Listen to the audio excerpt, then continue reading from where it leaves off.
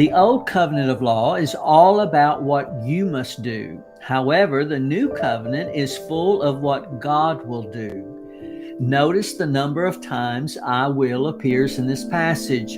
Instead of having laws written on cold pieces of stone, God, under the new covenant, has declared that He Himself will put His laws in your mind and write them on your heart. God is very clear that He is done with the old covenant. So make no mistake about this. The laws that He will write on your heart are not the 10 Commandments. So what are the laws that He will put in you? In John 13 and 34, God said that He has given us a new commandment, to love one another as He has loved us. In Romans 3:27, the Apostle Paul mentions the law of faith. So the laws that God will put in your heart are His royal law of love and the law of faith. What does it mean to have God's law of love put in our minds and inscribed on our hearts? This brings about such powerful ripple effects that I don't even know where to start. When you begin to experience God's love and unmerited favor in your life, knowing that you don't deserve His grace, you will fall head over heels in love with Jesus.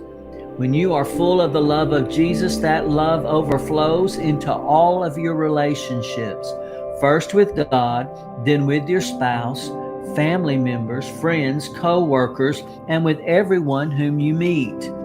Without any commands from God, you will start falling in love with your spouse all over again. Romance blossoms, and the grace of Jesus refreshes your marriage. You won't want to entertain thoughts of adultery because you are in love with your spouse. In fact, it is only when you are filled with Jesus' love for you that you can fulfill Paul's commandment in Ephesians 5:25. Husbands, love your wives, just as Christ has also loved the church and gave Himself for her. Men, do you realize that the focus is not on what we have to do or on our love for our own wives? The truth is that we first need to be filled with the love of Christ for us. We can love only because He first loved us. Similarly, when you are consumed by Jesus' love, you will not be consumed by murderous anger, even when you've been wronged, but would instead have the supernatural ability to forgive others. This is what Paul said in Romans 13 and in verse 9. For the commandments, you shall not commit adultery, you shall not murder, you shall not steal, you shall not bear false witness, you shall not covet, and if there is any other commandment, are all summed up in this saying, namely, you shall love your neighbor as yourself. Love does no harm to a neighbor. Therefore, love is the fulfillment of the law.